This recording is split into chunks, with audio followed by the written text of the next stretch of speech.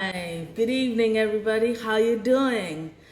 Thank you for joining me. My name is Ronke Posh, if you don't already know who I am. So I'm going to go straight to the point because I really want to change. At this time of the day, I honestly don't like being in anything else but my jammies or something really, really comfortable, not work clothes. But I had to do this video, and I'll tell you why I'm doing this video. This issue I want to talk about, or this matter, or this topic, this subject matter called broken homes. I've come across it a number of times, but I think it was today that it really rattled my cage. And I'll tell you why. Many times I get messages from a lot of ladies and they're telling me about their marriages and issues in the marriages and how they're in abusive marriages, but they stay in abusive marriages because they don't want their children to grow up in a broken home. And I don't really say much about it. Now, I must say that whilst I do a lot of parenting and education, I actually have a certification as a family life therapist. So yeah, I'm qualified to talk to people about their marriages. Yes, but I don't like to. However, there's some things I want to talk about. So many times I get this type of messages. And then this lady is complaining online and saying she's in the abusive marriage for the sake of an abusive marriage because of her children. And I'm thinking, and she doesn't want to come from she doesn't want them to come from a broken home. So what is a broken home then? So you are staying in a marriage where your husband is beating you up and giving you a lot of emotional trauma, but you think that is healthy and that is great for the children. What sense does that even make at all? So I now decided, okay, whatever, had the one-to-one and just, do whatever you want. But today, I saw another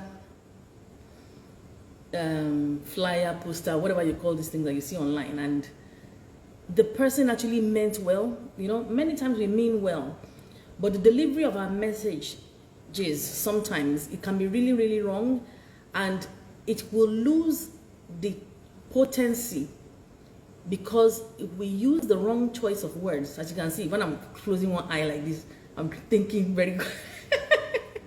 I'm thinking there, so I don't go and say, even me, I don't go and fall victim to what I'm trying to avoid. So when you think about situations that we have now these days, you would know that we have to be very, very careful with our choice of words. Say, for example, when people have mental health challenges, they will typically tell them that, this person is a weary, or the person is MAD, or RETRD, all sort of things. Those disempowering words. And that is the reason why a lot of people don't come up with their mental health challenges. They'll just keep it, and then one day they're suicidal and they just do something to themselves. So we know, or we generally know, that we shouldn't call people such names. But when we see a child, and then if a teacher should see a child and say, oh, you are from a broken home, what sense does that even make? Now, what is the meaning of broken home? And the thing is that a lot of the things that we say as people that speak online, public speaker, preacher man, or whatever the case may be, we find that we're saying it and our map of the world is Africa or Nigeria. And the world is bigger than Nigeria. The world is definitely bigger than Africa. So we can't just limit ourselves to those boundaries and say, okay, this is what it is. So what am I? Let me explain further. Now, I always have a problem with the curriculum. I have a lot of problem with the curriculum, even though I teach. Now, we're in the context of family. They would define family as a nuclear family is father, mother, and children. That's what we've typically been taught. And they'll tell you that it's the dad that goes out to make the money and the mother stays at home. And it's in textbooks in Nigeria in 2023. The mother stays home and cooks for the children. This is what people are teaching the children.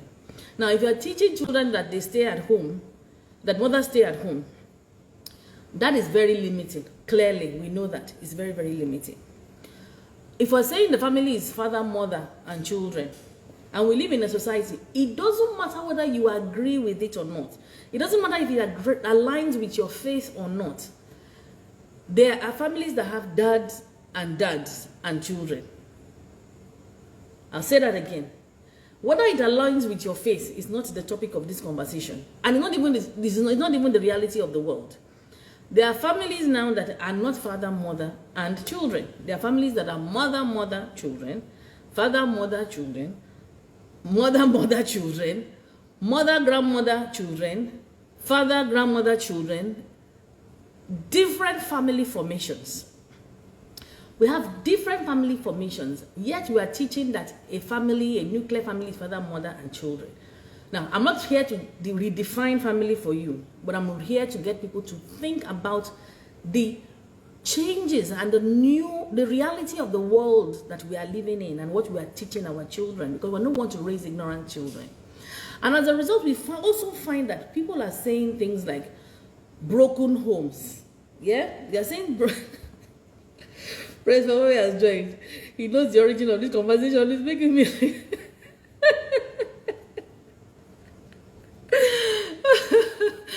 Okay.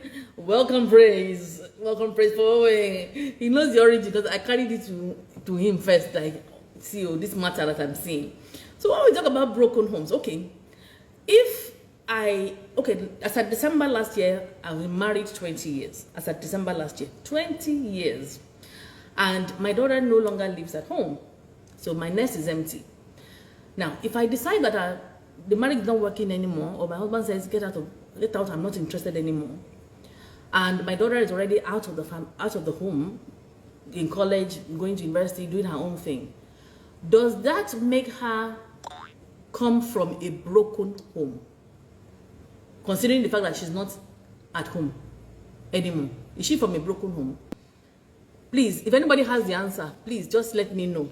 Now, I'm saying now that if I've been married 20 years, as of December, I've been married 20 years, and then my daughter has left home, no longer at home, and my nest is empty, is she from a broken home? So she's been in what people say is not broken, yeah?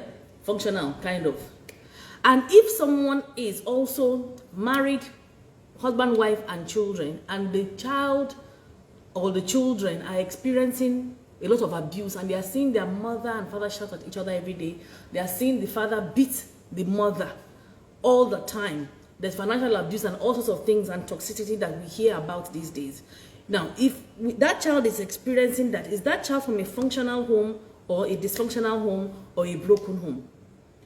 The fact that somebody is living father and mother under the same roof, does that make them a home that is functional because they are under the same roof? Let's think. So today's own is a bit, we have to think about today's own. You are both under the same roof, always fighting, no unity, and it's affecting the children, it's traumatizing the children. However, for the sake of society, you stay together so that people can say your home is functional. Which one is broken? That one, or the mother carries her bag and says, I don't want my children to witness this type of thing. Let me go and stay with my parents, or let me go and start again. And then they are in a healthy environment, doing well. Because a child does not stay with father and mother does not mean the child will be dysfunctional. We need to understand that. Whether you are a single mom. So if you even married and your husband died, or your wife died, and you're raising your children alone, and I know people like that, men raising children alone, women raising children, men raising children alone, women raising children alone. Does that make them dysfunctional? Does that make it a broken home? I said to myself, I will say my own in my own circle of influence. However many people I can reach, I will say my own message, because that is a fixed mindset. I believe that if two people are not under the same roof, as I said at the beginning, oftentimes these people mean well. But by the time it lands on the person that is going through something like that, it will lose the potency. It will lose the message because of the terminology. The same example I gave at the top of the meeting when I said, if you're calling somebody mad in 2023, and you should know better, it's you that is calling somebody mad that people will think has a problem. So we must understand that there are formations of family these days. It will not align with your Christianese, or whatever religion it is. However, it does not invalidate the validity of that family structure. So as opposed to saying that a home is broken, are there terms that we can use that does not have to, you don't have to say it to a child and the child will feel less of a human being. If a child comes to my school and we're filling the form and stuff like that, maybe it's only the dad's name that's on the form or the mom's name, am I going to refer to the child as a child from a broken home because one parent is not there? Is that not ignorance? So we need to open our eyes and think through what we're teaching the children and defining as family. There are grandparents that are bringing up children that even father and mother are not there. And that is a functional unit. That is still a family. Grandfather, grandmother, and children. Maybe the child is still in, the mother is still in school, the father, they don't know where he is, or they are both in school, or they've traveled. And these children are being raised by grandparents in a healthy environment. Does not make those children dysfunctional in any way. So let us continue as we are thinking and listening to many people, especially preachers that have influence. When you have influence, we love you, and the work that many people will come out and talk is not easy. But we must ensure that we listen to feedback and we ensure that the things that we are saying, they are very, very, I won't say socially acceptable, but they just must make sense to the everyday person that is living that reality. To the everyday person that is living that reality, it must make sense. Because yes, if I have a marriage, if my marriage dissolves tomorrow, my beautiful daddy, I would want her to get married, but I don't want her marriage to dissolve. I want her to stay happily ever after with whoever she marries, and by the grace of God is a man. Yeah, that is my own world map. Now, because my own did not work out, does not mean I will have to. I would desire for her own to work out, but I will not put pressure on her to say it must work out. Do you get what I'm saying? That it must work out because mine didn't work out. No, she's not going to live my own life through her own life. So I don't want a situation where if she now is not happy, for the sake of mommy, and mommy saying that she too, she must not break up her home, she will now stay there irrespective of the abuse. Now, I saw another one, and many of you have seen this one, where the lady said, there are no deal breakers in marriage. There are no deal breakers, no deal breakers. Now, the God that instituted the marriage himself put deal breakers in the marriage. The God that created marriage put deal breakers, such as infidelity, adultery. Yeah? If the God that orchestrated the marriage is saying that there's a deal breaker, human beings, as a result of culture and religion misunderstood, are saying there are no deal breakers. They are saying essentially that irrespective of what is being done to you, irrespective of the suffering that you may be going through, you must stay in an unhealthy and toxic relationship because there are no deal breakers for you. Whereas the God himself is not saying that one. Do you understand what I'm saying? Are we together? Because I know that this is not the simplest of messages I'm delivering today. Any decision you make as a woman or as a man is an example to your children. Now, if you are in a relationship where your husband is beating you all the time, and you choose to stay in the marriage and your children see it, you're telling them that it's okay. You're the best example. You're telling them that it's okay for your husband to beat you in the house. And if they go out there and somebody is beating them in the house, in their relationships, they will know that my mother endured it. Because some people will come online and say, do you know what our parents endured? Those parents are saying, do you know, do you know what they endured? Are they happy? How happy are they? Did they just do it for the sake of society? Are they satisfied, or they are living with regrets? Are they living with regrets? So back to that topic at the beginning, for the sake of, for conclusion's sake, I don't want this to be a long thing. I want you to be able to listen to it and re-listen to it and do share that when a couple don't stay together anymore, it doesn't mean that their home is broken. When they move on with the children and they have different arrangements, they have an alternate marriage, a different kind of arrangement. Yeah? It doesn't mean it is broken. A broken home, in my own opinion, is one in which it is unhealthy for any party to be in that union. That is what I know to be a broken home. We have what we call reconstituted families, or non-traditional families, or simply family. Let's not make it complex. What is family to you may not be family to me. Now, if somebody's husband dies or somebody's wife dies, and they're no longer two people parenting the children, does that make them a broken family because two people are not raising the children? Is that now a broken family? So a widow or a widower, are they from broken families? So let's think through and stop carrying culture from culture to culture to culture, from year to year to year, without understanding it. If culture does not serve us, we must truncate it and ensure that it serves us. Now, I'll tell you the story of, I've shared the story a few times. The story of the lady that every time she wants to grill her turkey or her chicken in her oven, she will cut it into four. She will cut the chicken or turkey into 4 quarters and she will grill it one at a time. She put it in the oven, 1, 2, 3, 4. And people asked her, why are you always grilling your chicken 1, 2, 3, 4? Why don't you just put the whole thing in the oven, grill it and bring it out? She said, I don't know. That's how my mother does it. Seriously? Okay. They went to the mother. Mother, why are you grilling your chicken in bits, in quarters? Why don't you just put the whole thing in the oven? Mother was like, I don't know. That's how my mother did it. So I just picked it up and started doing it the same way. So they went to grandma and said to grandma, Grandma, why are you always grilling your chicken in quarters? Why don't you put the whole chicken in the oven at the same time?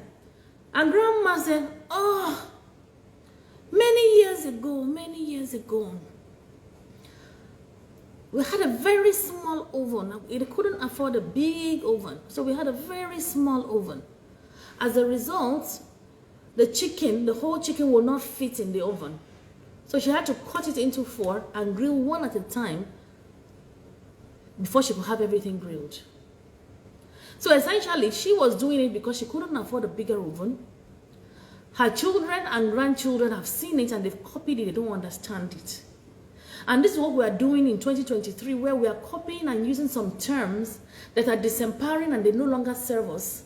But we use it because it has always been used historically. People have used the term broken home. It is negative, it is disempowering, and anybody, I want to be very careful with my words. Now I was closing my eyes. I'm very careful. I don't want to offend anybody. In this 2023, that is still using words like broken home, there's something that they need to readjust. They need to think about it and readjust and understand that whilst you are trying to preach a word or teach a word of good, in doing so, your choice of more harm than good.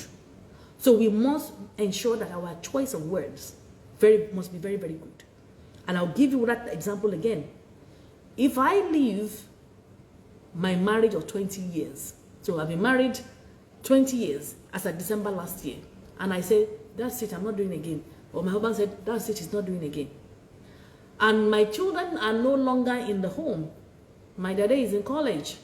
From college, university, and to wherever she wants to go, so help her God. So help her God. Amen. She's no longer at home. Does that make her come from a broken home? Some people answered, does that make her come from a broken home? Someone whose husband is beating her up and she leaves the home, and you're saying it's a broken home, whereas the children are maybe with the mother and grandparents and they are living happily ever after, and you're still calling it a broken home. It's not the right term to use. Just like it's wrong to call people retarded or mad. So let's think through our choice of words and let's do better. It's a deep conversation. Yeah, Tito, the educator. It's a deep conversation. That's why I'm taking my time, and I don't want to rush through it too much. But I'm seeing it, and I know that I get messages about people ask me about, oh, marriage. I don't talk about marriage online. It's whilst I'm certified to do so, I don't talk about marriage. It's just not my own. It's not fun for me. I can talk about parenting from now to December. I don't get bored. I will keep on talking about it. But with marriages, it's just not my thing. Not to say that I've not gone to school to go and learn about this thing. I have. But when I see that some things are not necessarily right, I think even if it's only 10 people I can influence, I don't mind. I will do mine in my little circle of influence to ensure that I've spoken my own. So that if I do die, I will die happy, knowing that I've left this message for people, and you can watch the replay. I've left this message for people to understand at least my own opinion, and it can save somebody. Because somebody is going to be going around living in a marriage that they are not happy because they don't want society to say they're from a broken home. A child is going to go to school and an ignorant teacher is going to say you're from a broken home. And those people that say somebody from a broken home are also from dysfunctional families. Because if things are toxic in your home, that's dysfunctionality. It's better for you to go your different ways than to sit in the church. Yes, God hates divorce. He does. God does not like us not to live in disunity. He doesn't like it. But at the same time, he doesn't hate the divorcee. And he doesn't want us to live in turmoil. He doesn't want us to suffer in our unions. He just hates the idea. Because coming apart is a wretched process. It's difficult. It can be challenging. But God will not prefer for you to be suffering in marriage as opposed to have liberty. He that the Son of God has set free is free indeed. So whilst he may hate, God hates people telling lies. But he doesn't hate you, the child of God. You are still his child. Some people have been drinking this night. Some people have been fornicating. Some people have been masturbating. Some people have been cheating. Some people have stolen money. Some people have stolen new notes in Nigeria. Some people have sold new notes in Nigeria and defrauded people. God hates all those acts the same way as he hates divorce. But does he hate his children? No, God doesn't hate his children. God doesn't hate his children. Miss Ebeck says, is it okay to relocate with my child to the UK? Yeah, give me serious jump question now. Mrs. Ebeck, is it okay to relocate with my child to the UK with my husband's consent? Okay. I want us to be far from each other because of the toxicity. He doesn't treat me well emotionally. He feels everything. Okay, so I get the gist to an extent. So if I'm the only one making effort about parenting. Okay, so this is very limited information. Yeah? Now, if your husband wants you to, I'll put myself in your position. If my husband wants me to jack back because we're always fighting, I'm out of there. I will run very, very fast if we're always fighting. But is it the solution to the problem? Because at the end of the day, it's a marriage and it's still a union. You still have to be together. Is it that you want to jack back and then you go and start another life with another man somewhere and then he will now, that's the raining thing, the jackpot thing, all pretending. People are jackpotting and going to start families with other people in different countries. Some of them are in Nigeria. They're starting families with other people in other countries. In Nigeria here. We know these things, we hear these things, we see these things. If you have a long-term vision for your marriage, then it's better for you to seek counsel. Staying apart may just help temporarily because you're not in each other's space. But when you now become into each other's space again, then what happens? You continue fighting. So I would recommend someone like the Right Fit Marriage at the Right Fit Marriage. Speak to her. She will give you good advice about something like that. But I might be completely wrong. But if my husband wants me to run away with my child to the UK because we're always fighting, I will be very, very suspicious. Now, if you also want to go, maybe it's a mutual thing. You don't want to be together. Yes, you don't want your child to be brought up in a toxic environment, which I understand. However, what are you going to tell your child about the father? When are you going to get together? You bring the child, and I'm suspecting you, Mrs. Apex. I think you and your husband don't want to be together, and I might be completely wrong. I might be completely wrong, but from the little that you've written here, your husband wants you to go abroad with your child and you want to go away with your child. That means you don't want to be together. You don't want to be together. If you want to be together, you will look for counsel. He also has an audience. And it's important because I just, for the sake of completeness, and those that just joined, I'll just conclude by saying what I saw, which is posts going around and people saying that they're staying in marriages because they don't want a broken home. And I'm saying, what is the definition, what is the meaning of a broken home? If two people don't stay under the same roof as husband and wife, does it make them come from a broken home? And I said, I've been married 20 years in December. If I choose to walk out of the marriage, or my husband chooses to walk out of the marriage, and my child is no longer at home, which she isn't, she's in college and going to university, she's not going to be home technically anymore, does that make her come from a broken home because her parents are not together? And if two people are together, husband and wife, and they, for the sake of church, for the sake of culture, they stay together in a toxic relationship, is that not even more broken than people that walked away from each other? So that's essentially what it is. It's worth watching again. Okay? So have a good night. I hope that you got value from, I know you got value. It's not my typical kind of, it's a bit deeper than deep tonight. I don't like to come up with our messages because I know it rattles people's cages, but it's important that it's shared because it's 2023. There's some disempowering words that we must not use because we might mean well, but it will land on somebody and it will have a counter effect and it will actually be a disservice as opposed to be an act of service. So essentially that's it. So sleep well. I love you guys. See you soon. Bye-bye.